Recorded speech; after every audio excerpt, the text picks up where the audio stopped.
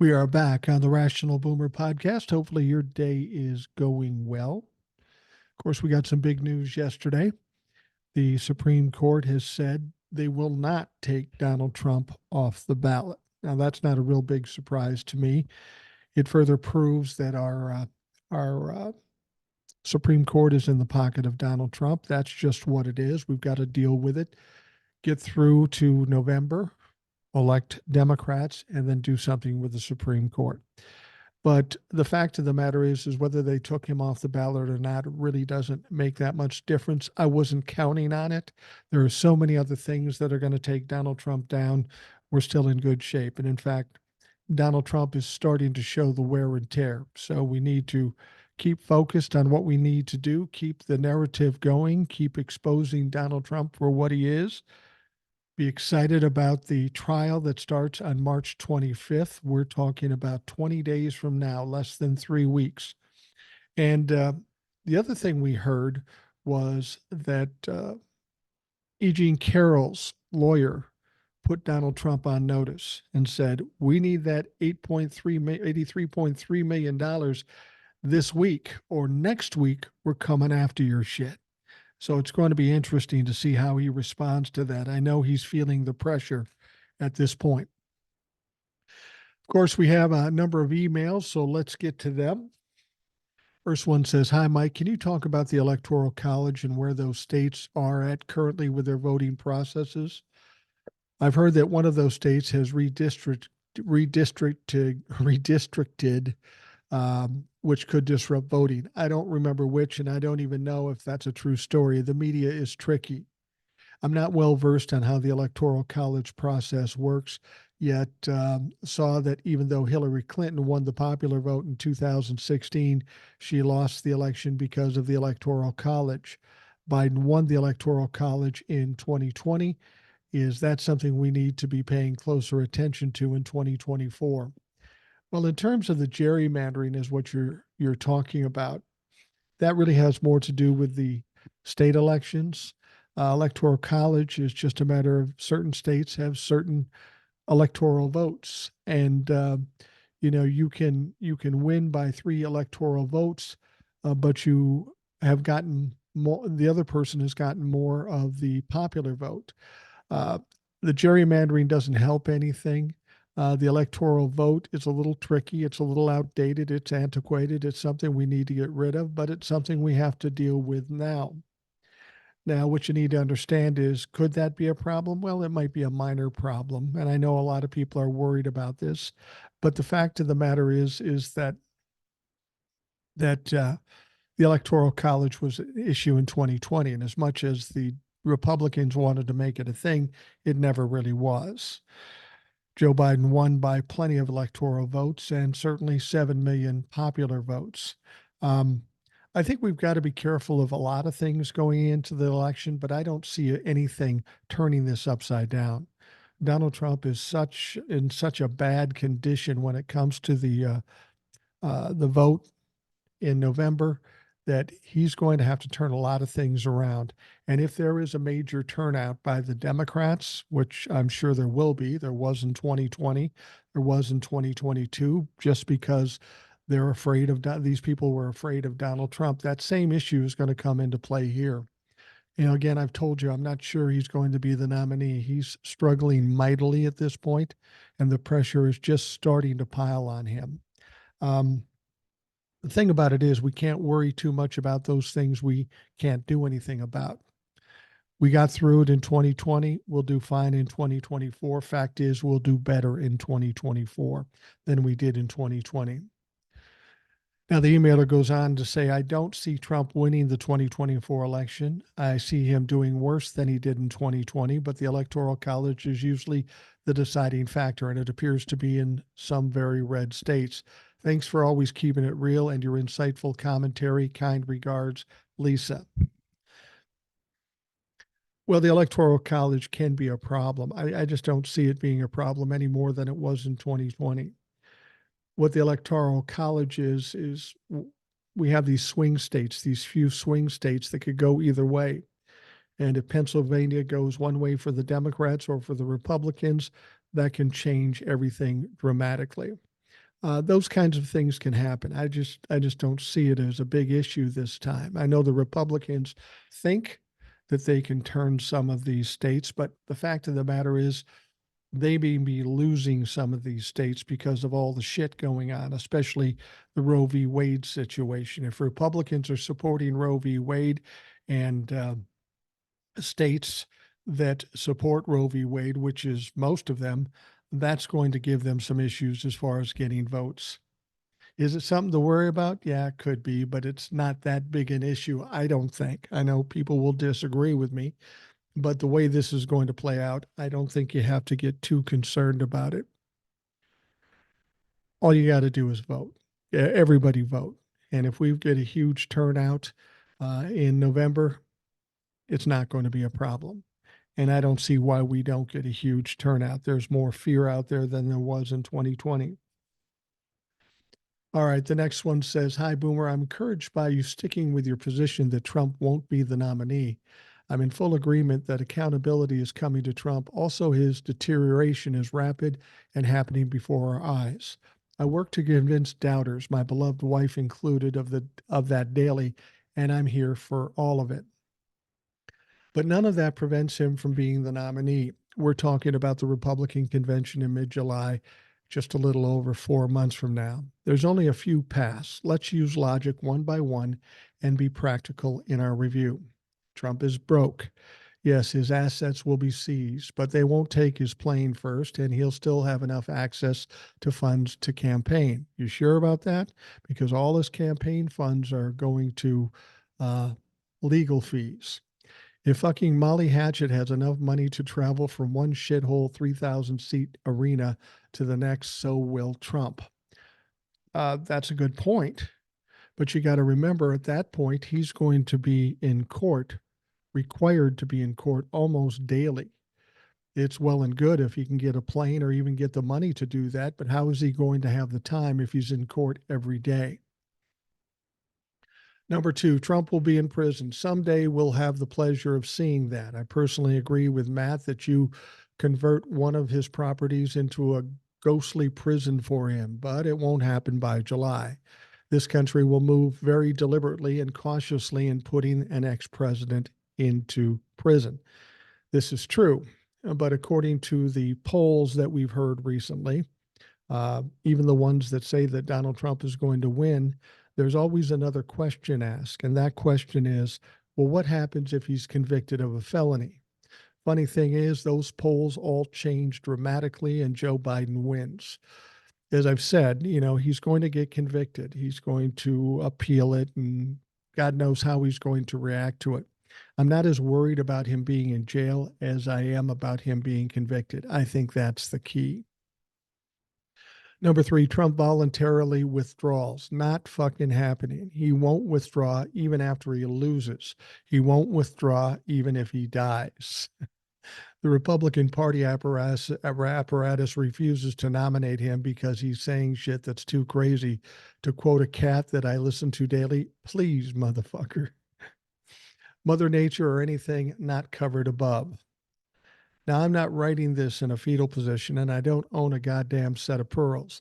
I'm just focused on the black box between accountability coming to Trump while he gets crazier and crazier, and him not being the nominee. At this point, that outcome requires a specific action or intervention. Whatever happens, we are truly living in historic times, and I'm so glad to be rolling through it with the boomer community. I'd be losing my mind otherwise. Best, Garage Door Jeff.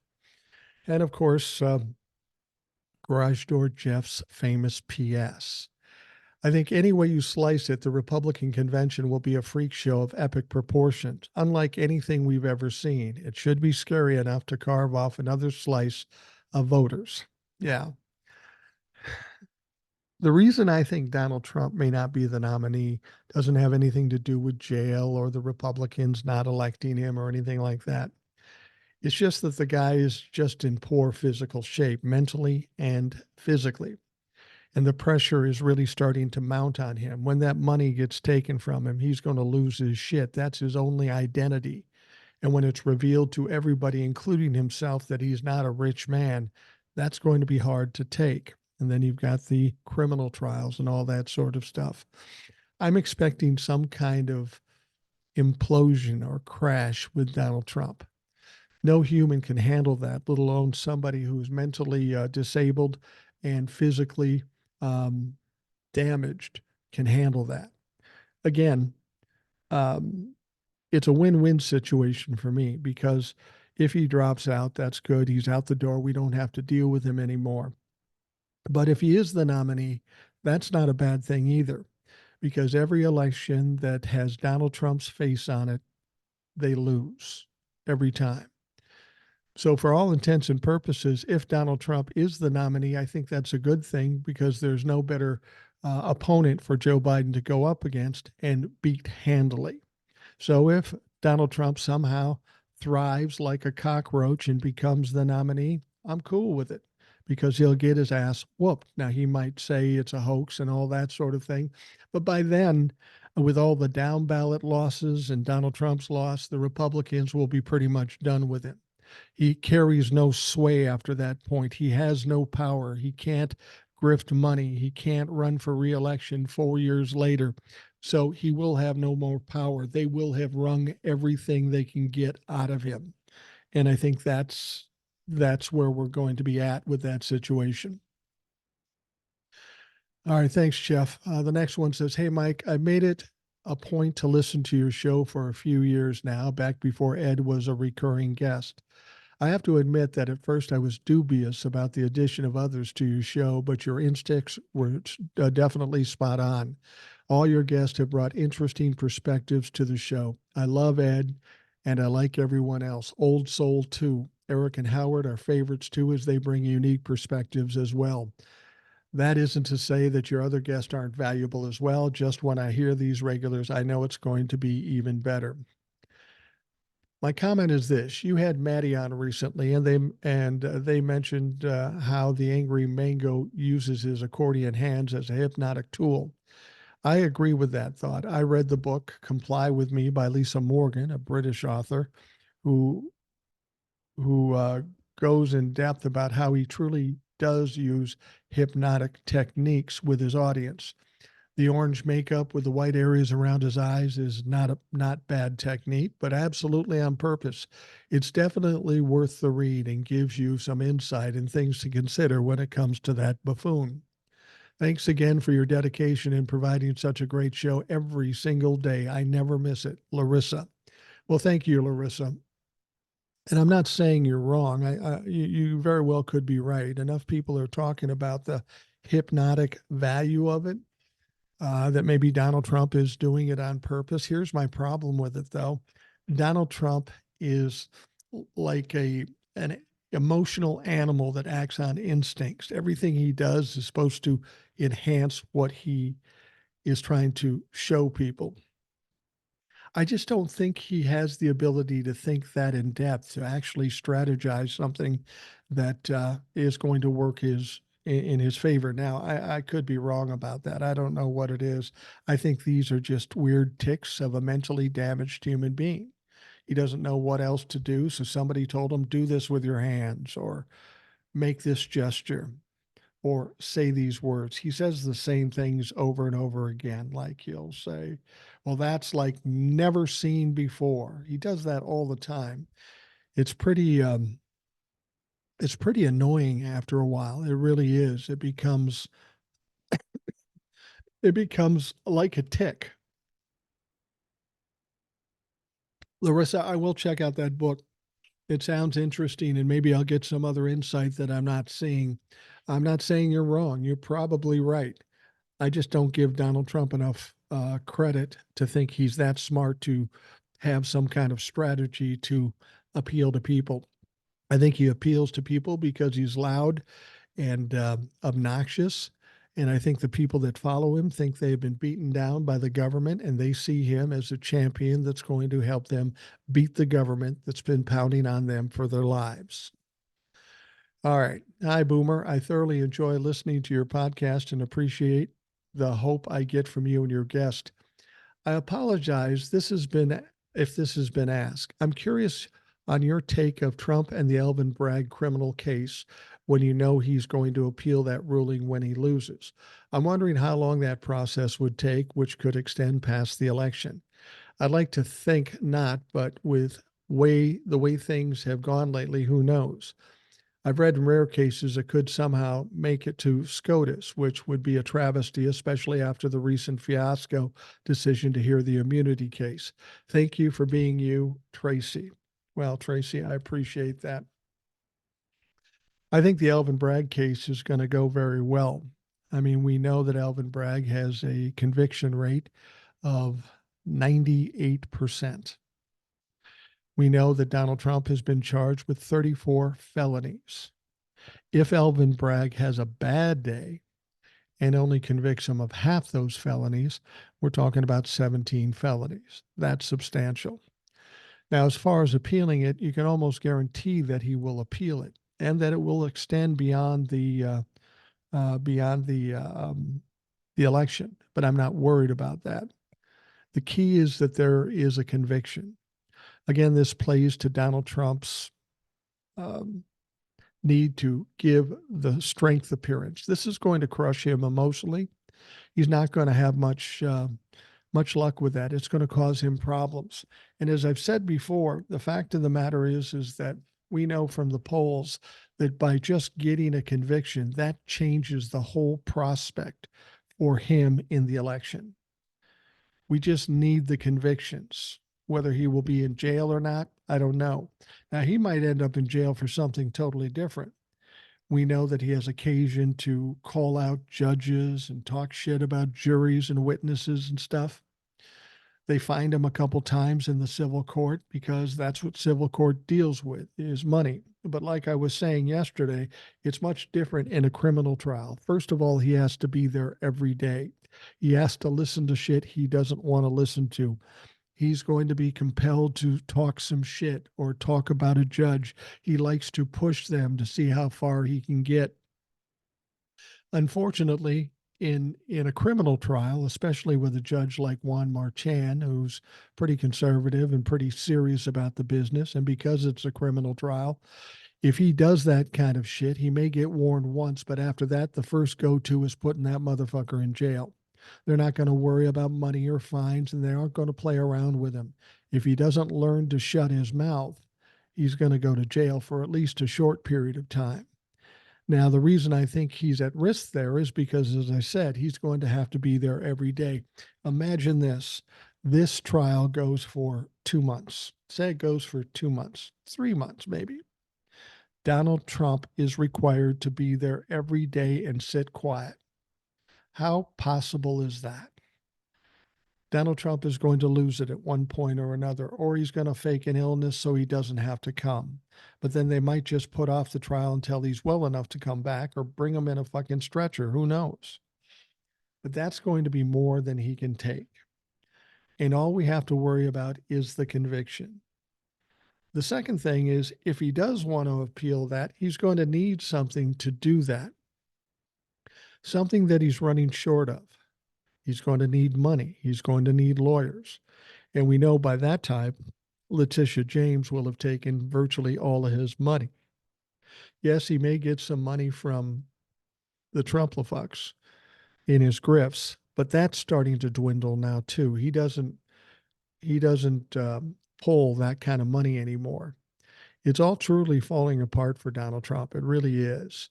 And don't worry about him going to jail. He might go to jail for contempt of court, but in terms of whatever his convictions are in this criminal trial in March 25th, he might not go to jail right away, but he's going to have that big sign over his head, convicted felon. And that changes everything in the election, and it changes everything about Donald Trump. Donald Trump can't divert, distract, or delay anything about that. Once he's a convict, he's a convict. That's just it. He can't deny it, and it's going to fuck with his head like you could not believe. And again, that's one of the things that I'm talking about, that it's going to make it hard for him to continue once you've taken away his identity, all of his money, and you convict him of multiple crimes. It's hard to talk your way out of that. No matter how delusional you are, you can't say, well, I'll be okay.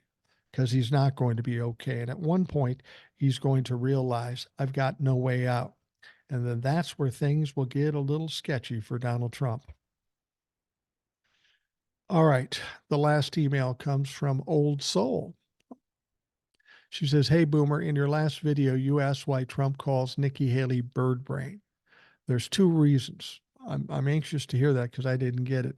The first reason is he's sexist and feels superior to women, all women. Trump is truly bothered anytime the media puts Haley on the same intellectual level as him.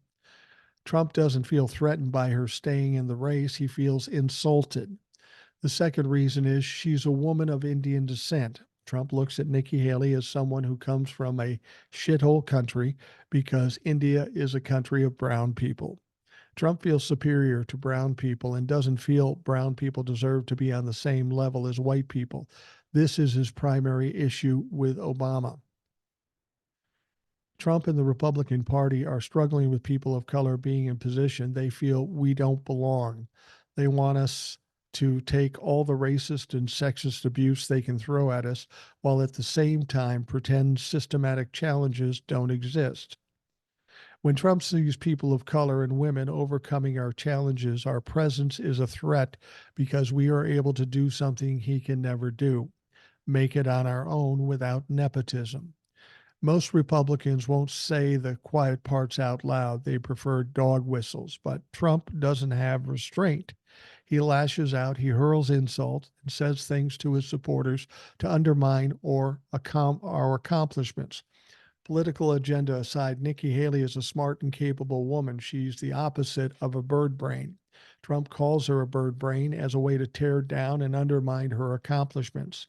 Trump wants people to think she isn't capable, so he calls her bird brain as a way of taking away her education and making it seem she doesn't deserve to be on the same stage.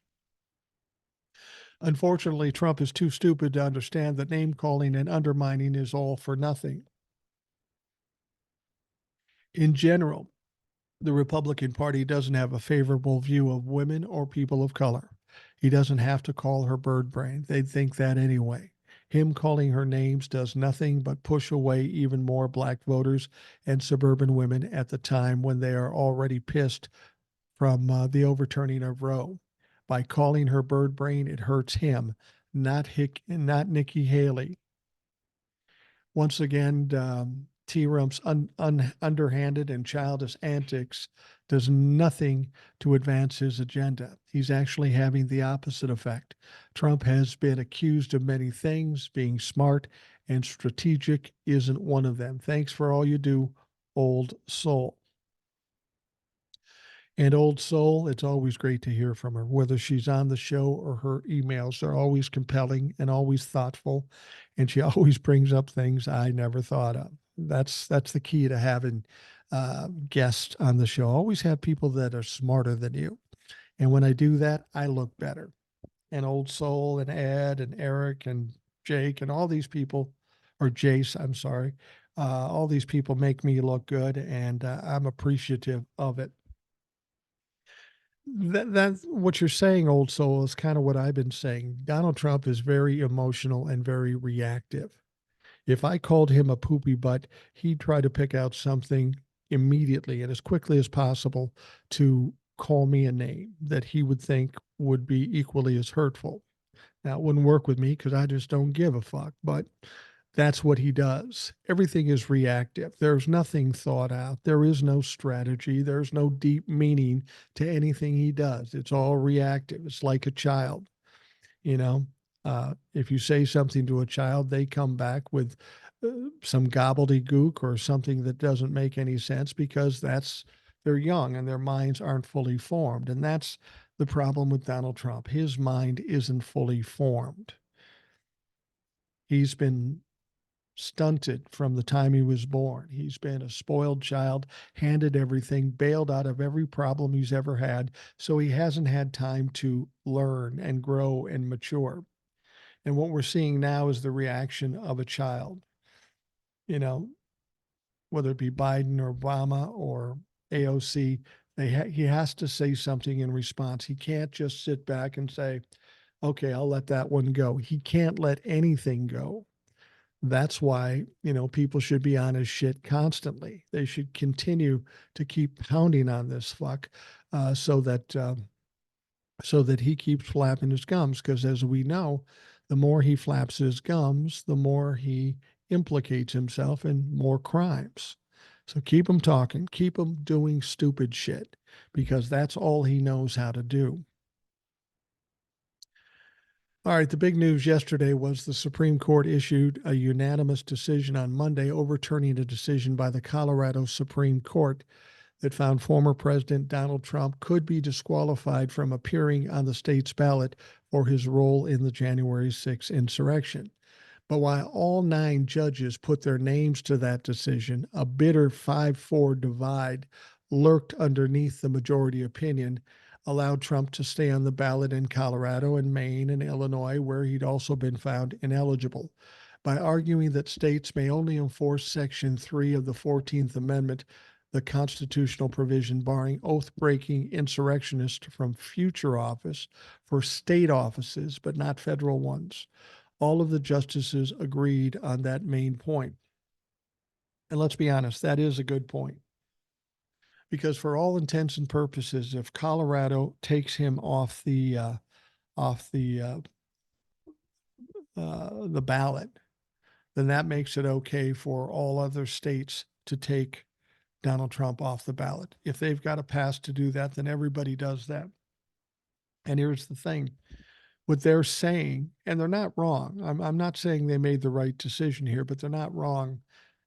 It's not fair to have one state determine whether or not a candidate can be on the ballot throughout the country.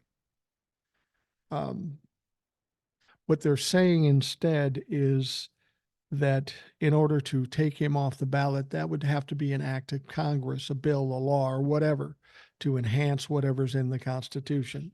Now, let's be perfectly honest. That's just kicking the can down the road. But I kind of see where they're coming from. As I've told you, give them enough time and they'll come up with a loophole.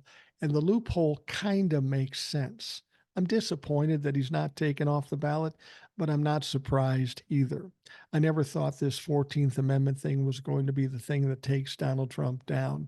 There was too many moving parts. It wasn't going to work as well as people thought it would. They thought, oh my God, he's going to be off the ballot. It's over. Now, I will tell you this, Old Soul, we had to talk about this.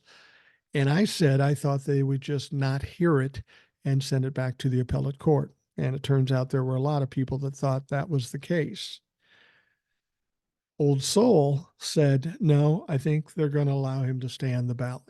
She said that. And I disagreed with her at that point, but I have to admit, like I say, you bring people on that are smarter than you, and Old Soul proved that by being absolutely correct as to what happened. So here we are. A lot of people are maybe upset about it or crying over spilt milk. Don't worry about it. That wasn't the thing that was going to take him down. He's got criminal trials. He's got money problems. He's got all kinds of problems. We didn't need that to work. And if it did work, it would still be kind of messy. I would rather have something resounding happen that takes him out as opposed to something that's kind of in a gray area. And then we'd have to go state through state through state and get this worked out. And then we're just talking about the primary. We're not talking about the general election. So it was messy from the beginning. I'm disappointed, but I'm not feeling too bad about it because there's so much other stuff that's going to take him out. Now, 3 justices, liberals Elena Kagan, Sonia Sotomayor, and Ketanji Brown Jackson, disagreed vehemently with the assertion by 5 conservative justices, Roberts, Alito, Clarence Thomas, Neil Gorsuch, Brett Kavanaugh, that Section 3 could only be enforced for federal offices by specific congressional legislation. Fellow conservative Amy Coney Barrett issued a separate concurrence that refrained from elaborating on her disagreement with the majority opinion, concluding our differences are far less important than our unanimity. Invoking the court's controversial decision in Bush v. Gore, which decided the razor thin outcome of the 2000 election in favor of George Bush, the liberal justices declared that the majority's decision had gone too far by potentially closing off other venues for federal courts and Congress to prevent insurrectionist candidates from gaining office. Like I say, it's a touchy situation. It's a touchy situation, and we don't know what would happen if they did take him off the ballot. He couldn't appeal it to a higher court because, of course, the Supreme Court is the highest court, but it is messy. I wish they took him off the ballot. That would have been nice. But since they didn't, we can't sit around and worry about that. We've got to focus on what's next. And let's be perfectly honest, there's a lot of shit that's next, a lot of shit that's far worse and almost guaranteed to work as opposed to this 14th Amendment thing. All right, we're going to take a quick break and we'll be right back.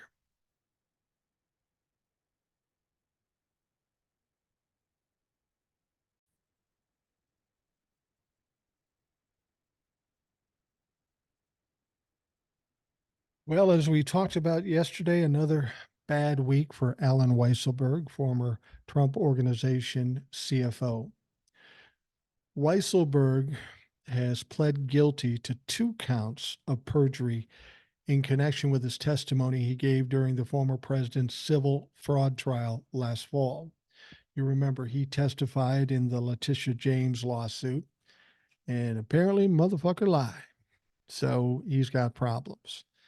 This guy's 76 years old. He spent 3 or 4 months in Rikers Island, and now he could be looking at anywhere from 5 or 7 more months, and he's already pled guilty.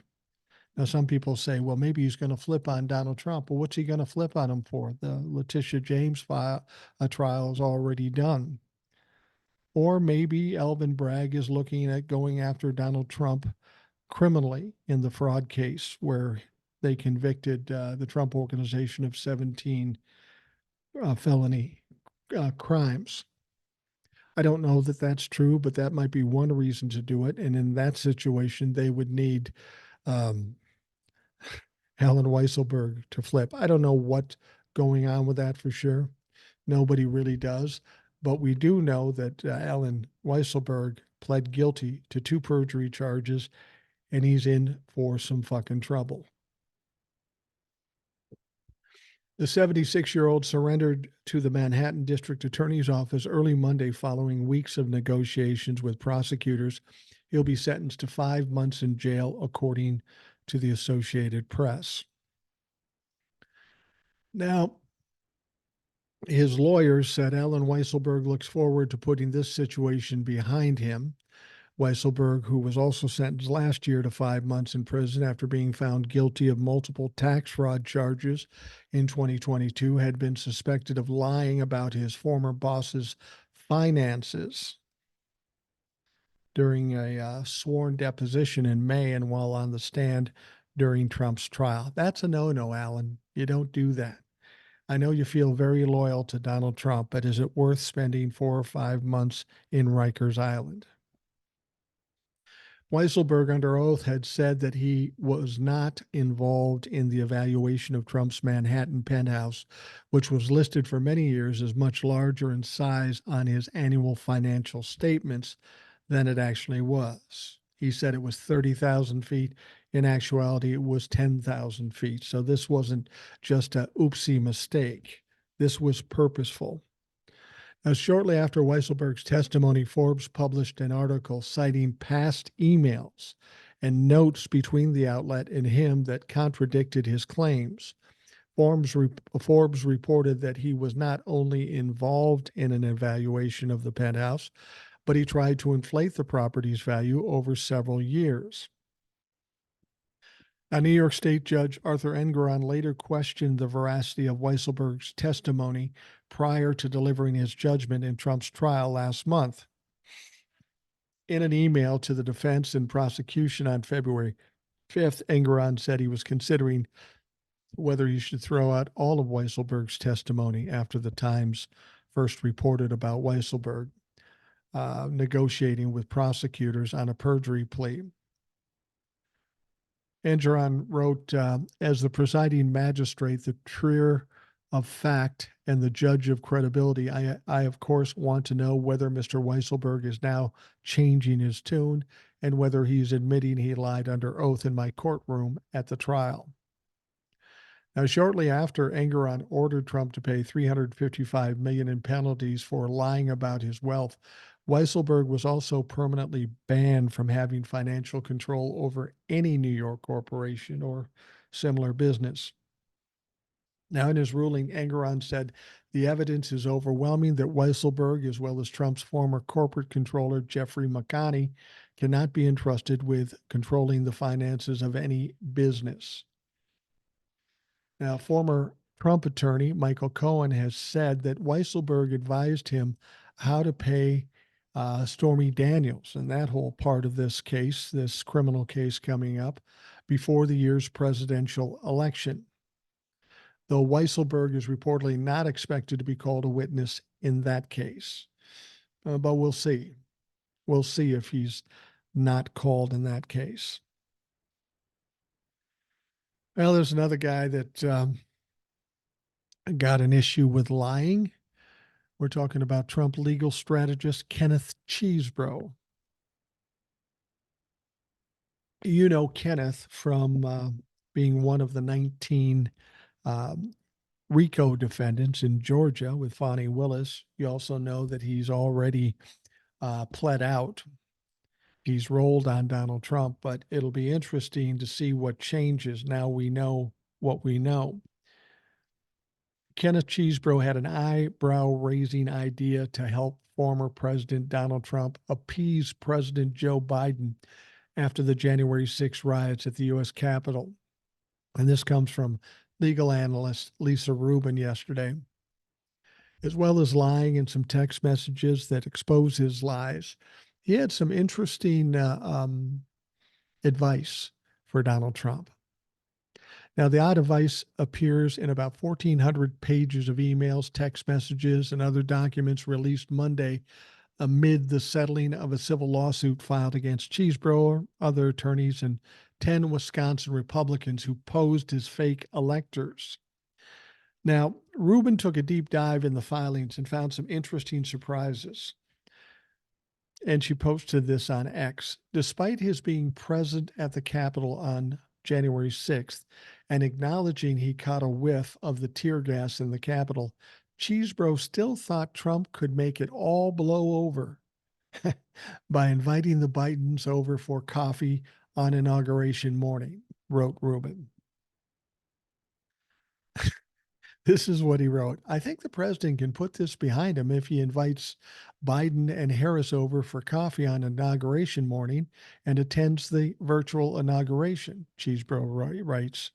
He could lighten it up with a couple of well-placed jokes, like he wants to make sure Joe feels comfortable calling him for advice in the challenging days ahead, or we invite Joe over for coffee because he wants to be sure Joe invites him 4 years from now.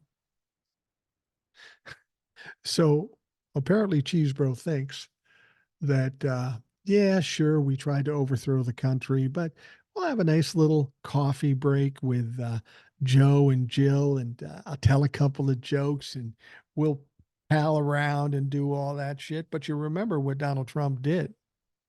He got the fuck out of there before Joe Biden even came, and he didn't do anything. He left nothing to Joe Biden.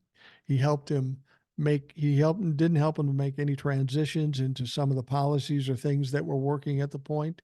Joe Biden just had to walk in and start from zero and figure it all out, which is probably better because Donald Trump didn't know fuck all about fuck all.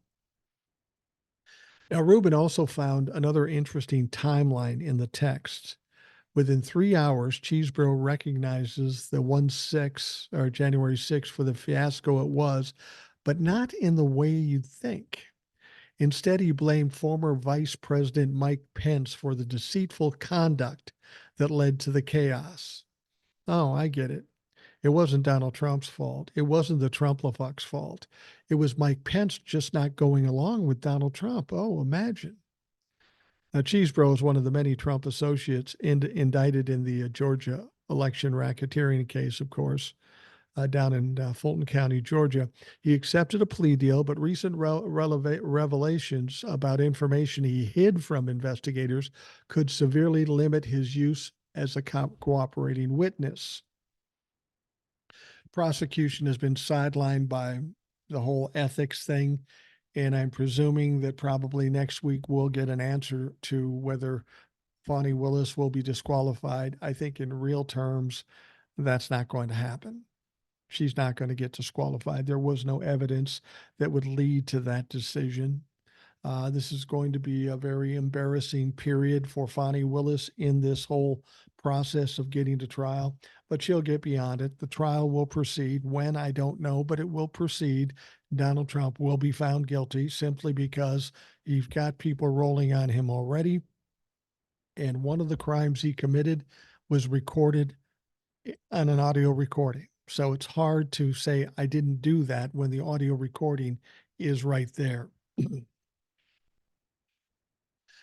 All right. On MSNBC, Jonathan Lemire revealed, this is interesting, that Donald Trump's campaign team is aware of his mental decline and takes steps to prevent voters from noticing. I don't know, man. I've been noticing. I think everybody's been noticing. The only people that might not notice are the dumb fucks that come to his rallies. And apparently they're still trying to hide it from them. Now, in Morning Joe, panelists reacted throughout Monday's episode to the former president slurring and bumbling his way through a couple of campaign speeches over the weekend, saying he clearly seems to be mentally diminished. And Lemire discussed the change he's seen in Trump over the years he has spent covering him and in his campaigns. I think it's something we all see. He is slipping fast, and it's going to get faster, and there's going to come a point where he's just not understandable. It'll be so outrageous and so unclear that even the Republicans will have to say, what the fuck is going on here? You can try to cover it up all you want, but it's not really going to work. Eventually, it'll be too much and too hard to hide. Now, Lemire said he's surrounded entirely by enablers during this campaign and would be again if he'd be in the White House a second time. There would be no guardrails or adults in the room. It'd be people doing what he wants. To your point, he is not the same guy. You can watch video footage of the 2016 campaign, some of his time in the White House. He played last week a clip from the debate between Trump and President Joe Biden back in 2020. It was striking even then how much Trump has changed, how he's aged. He is in his late 70s. He's only a couple of years younger than President Biden. We're seeing more and more frequency, even as the media, and we talked about it earlier, but the weekend was full of polls and obsession about President Biden's age. It is this: Trump, who day after day is showing the signs of age, but also pressure. Indeed, pressure because he's not getting as much of the share of the Republican vote as he would like. Nikki Haley is taking a large percentage of the Republican votes, which is bad news for Donald Trump when it comes to the general election. There are people that just won't vote for Donald Trump. Now, Nikki Haley, of course, posted a win over the weekend in D.C. There's pressure because of the money he now owes, nearly $500 million in a couple of cases in New York, and the pressure that his first criminal case that would theoretically put him in prison starts in just 3 weeks. Now, Lemire said, we're seeing it night after night on the rally stage, where he seems to even lose control of the English language. I can't help it either. At the end of that clip, his team knows, but they're just forging forward. Now, Joe Scarborough said they're trying to keep him off the stage as much as possible. Obviously, they don't want that out there. They don't want him on Truth Social. Again, he only hurts himself politically every time he talks. And he did that before he was seemingly diminished. You add in the decline, and it's a real problem for Donald Trump. And if, in fact, they're trying to keep him off the stage, that's a problem, because that's the only place Donald Trump gets momentum. That's the only place he gets support, if Donald Trump is being Donald Trump and ranting and raving. But if he can't do it without looking like he's diminished and they want to keep him off, this is going to work against him in the election. He's not going to be able to do what he wants to do or what he needs to do to get support. As it is, his support is waning, but you take him off the stage and take away his money and convict him of some felonies, there's really not much left of that motherfucker. Really not much left. And this is one of the reasons why I think he will not be the nominee. All right. Fox News host correspondent Pete Ducey reported on President Joe Biden's new strategy to try and win over critics on Monday, and noted that some Republicans are trying to stop Biden's State of the Union address, which the administration hopes will be part of the reset for the president. Can you imagine that? The Republican Party is trying to stop the President of the United States from giving the State of the Union. What's that tell you? Tells you they're scared to death, because Joe Biden will stand up there in front of not just Democrats, but Republicans as well. There's a big audience for the State of the Union, and they're going to see Joe Biden is nothing like what the Republicans have suggested. And all the while, they're going to continue to see Donald Trump in his decline. Now, Pete Buttigieg said, if voters are concerned about President Biden's age, there's nothing he can do to get any younger. But he can start to lean more heavily on younger members of his team. Ducey began before playing a clip from Transportation Secretary Pete Buttigieg. Pete says, I'm going to be on the road even more. You're going to see the president continuing to be on the road. And look, we've always got to work with partners on the ground to make sure that their residents connect the dots, Buttigieg said. Now, Ducey then noted a recent statement from Biden administration. We are also told by the White House comms director, we are fanning out aggressively, not only on Thursday, but in the weeks ahead, to reach Americans where they receive the news with President Biden's message about whose side is he on. Hell, Biden's even on TikTok, I think. But there are actually lawmakers right now actively trying to prevent the State of the Union from happening, Ducey added, rolling a clip of Senator Joni Ernst of Iowa on Fox Business earlier that day. Ernst said, it's unfathomable that we do not have a national security strategy from the president, nor do we have his budget for the upcoming fiscal year. And because of that, we want to stop him from actually delivering the State of the Union. Well, let's just see. We don't have a border bill, but that's not because Joe Biden didn't try. That's because of the Republicans. We don't have a fiscal year budget, not because of Joe Biden or the Democrats, but because of the Republicans, a small faction of Republicans. So cool story, bro. But the fact of the matter is, or Joni Ernst, it's not Joe Biden. It's you motherfuckers that are stopping everything and then trying to blame Biden. Now, here's the deal. It's not going to work. People aren't stupid. And maybe the Trump-la-fucks, the base will buy into that, but there's not enough of them to win the election. So keep trying. But Joe's going to give the State of the Union address, and he's going to embarrass a lot of Republicans because he's not going to be the way they'd like to portray him. He's going to be cognizant, he's going to be straightforward, and he's going to be strong. Now, there was a quote from Joni Ernst went on to say, and there's some reporting over the weekend by NBC News that Biden's team is hoping to limit his appearances in front of large groups because they're worried about pro-Palestinian protesters interrupting him. He's going to have a huge crowd on Thursday night, and it's not unprecedented for lawmakers to interrupt a president's State of the Union. Joe Wilson did it in 2009, Ducey noted. Well, I suppose you can try that, but fact of the matter is everything the Republicans have been trying as of late has failed. They end up looking like shit themselves, but they still try. I'm not worried about this. They're not going to stop Joe Biden from giving the State of the Union. And the fact of the matter is, they can try to interrupt, they can try to do whatever they want, but it's not going to work. The Republicans are failing miserably. Donald Trump is failing miserably, and it's just going to make them look bad if they make some kind of attempt. Now, the fact of the matter is I question whether they will actually do anything. They're big on making threats, but they're not great on follow through. They're trying to get in Joe Biden's head, which isn't working. He's not afraid of you motherfuckers. He's far more savvy and far more knowledgeable than any of you. So I would be careful if you're going to go head to head with Joe Biden when it comes to politics. Now, of course, Trump on Monday took a victory lap after the Supreme Court restored him to the ballot in Colorado and the 14th Amendment and all that when he won that case.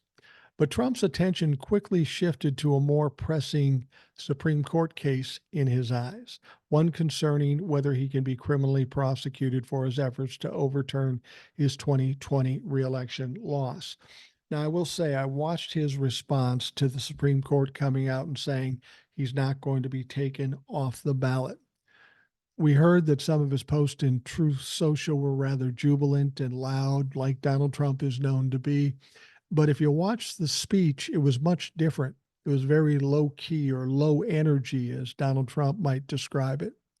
And it was so low energy that it was weird. It was weird. It was as if there was a dark cloud over Donald Trump. And then, of course, Donald Trump went off on tangents, trying to um, dissuade people from believing all the different criminal trials and the lawsuit and all this sort of stuff. It was very confusing, very embarrassing for him. Anybody with above average intelligence would look at that and say, what the fuck is going on here? What the fuck? Now, Donald Trump went on to say, I have great respect for the Supreme Court, and I want to just thank them for working so quickly and so diligently and so brilliantly. And again, this is a unifying factor, Trump said in remarks from Mar-a-Lago. Donald Trump keeps talking about unifying. Donald Trump is the exact opposite of unifying. He's divided this country, and he continues to divide the country, and he wants to divide the country. That's his goal, but he'll say whatever he has to say in order to get support. But the proof is in the pudding. There is no unity in this country. Hell, there's no unity in the Republican Party. And therein lies his big problem. If he can't unify the Republican Party, he just cannot win. He cannot win anything if he can't unify the Republican Party. And that ain't going to happen. People of reasonable minds or relatively reasonable minds have had enough of Donald Trump. They see he's a failure. They see he's a mess. They see he can't win, so they're not going to side with him. Now, Donald Trump went on to say, I hope that the justices, because they'll be working on some other cases, but one in particular, presidents have to be given total immunity, he added. They have to be allowed to do their job. If they're not allowed to do their job, it's not what the founders wanted, but perhaps even more importantly, it will be terrible for the country. See what I mean? It's almost an adolescent speech. It makes no sense. It's not well constructed. It's just a matter of whatever comes out of his head in through his mouth, that's what he says. It's very childish, to say the least. Now he's trying to butter up the Supreme Court so they side with him there. Make no mistake, the Supreme Court is not going to give him immunity. I don't care how long it takes, they're not going to give him immunity. But in Donald Trump's little twisted mind, he thinks, well, I won the first one, so I'm guaranteed to win the second one. And his muscles and nerves would say, I love this for him. Because for me, there's nothing more enjoyable than watching a Trump-la-fuck, especially Donald Trump expect one thing and then get broadsided, because that's what's going to happen when this comes down. And he's going to be freaking out because once the Supreme Court says he doesn't have immunity, he's got no place to go. He's got nobody to appeal to. It's basically taken away most of his defense in all of his criminal trials. I've said one of the reasons why the Supreme Court may have decided to hear this and give a final decision. This is all coming out of the Washington, D.C. case because he claimed immunity. Now, he didn't get it, so he appeals it to the Supreme Court. But he's also mentioned it down in Florida. So conceivably, he could be overturned there and then he would appeal that to the Supreme Court. I'm guessing the Supreme Court doesn't want to deal with this multiple times, so they figure they can take it up, give the answer, and then we'll be done with it. And Donald Trump will be able to continue to play these games. They don't want to hear this shit over and over again, so they're going to have to make it final, which is what they will do. Yes, I would like them to do it quicker, but let's just get it done. Let's put him in his place and shut that motherfucker up because he's still talking.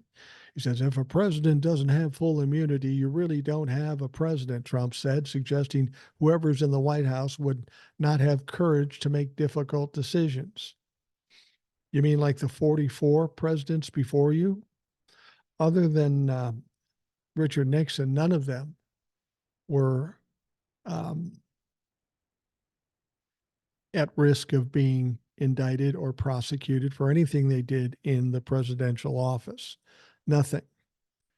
Now, one reason why they don't want to give Donald Trump or why Donald Trump thinks he should get immunity is because and he doesn't say this because I don't know that he gets it, but it's kind of like all the other things that Donald Trump did in the White House. What he doesn't realize is whatever he gets, he's only thinking about what's going to help him at the time. But whatever he does, then the next president and the next president can do. If he has total immunity, so does Joe Biden, so does whoever the next president is going to be. And that would create a mess. He's also trying to sell the fact, well, if you convict me, then when the Republicans have the majority, they'll convict a Democratic president for something silly. And that's kind of a reasonable thing to be concerned about because that's exactly what Republicans do. There's all about retribution and revenge. So that is a concern. And that would be more of a concern if Donald Trump really didn't do much and we were just cherry picking things and trying to nail him on anything. But that's not the case. Donald Trump questions why other presidents haven't gone through what he's gone through. Well, the fact of the matter is no other president has done the egregious things that Donald Trump has done. So that's why it's going on. There's no other response to Donald Trump and the things he's done than what is happening. He has to be indicted. He has to be prosecuted.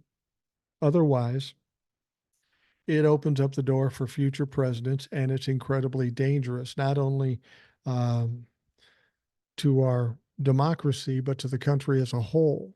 It's a dangerous situation. Now, the Supreme Court last week agreed to take up the issue on whether Trump is immune from prosecution in the case. The High Court's order establishes an expedited schedule, setting up oral arguments during the week of April 22nd, and likely enabling the landmark decision to be handed down by the end of June or sooner. Hopefully, they are more time conscious about this. And it's such an easy decision. They should be able to hear it, and within a week, they should be able to come up with a decision. They're talking about standard protocol when they're talking about the end of June. Now, if they take it to the end of June or later, it just adds to the suspicion that they're in league with Donald Trump and allowing him to delay it. So they may be sensitive about that, hear it, and then make a quick decision. They should. It's an easy decision. They only have one answer, and that is you don't have total immunity, and you're going to have to go on trial. But this is going to be an interesting test for the Supreme Court. Will they continue to be loyal to Donald Trump and allow him to delay more and more? They're going to get a lot of heat if they do that. They've already got a lot of heat. I can't imagine that they would want to get more, but it's hard to say with a Supreme Court like we have. They are certainly corrupt and criminal. Now, if the conservative majority court ultimately sides against Trump, as most legal observers expect, it would then allow special counsel Jack Smith's prosecution to move forward in Washington, D.C. But it would also take out of the argument his claim of immunity in Florida, regardless of what Aileen Cannon says.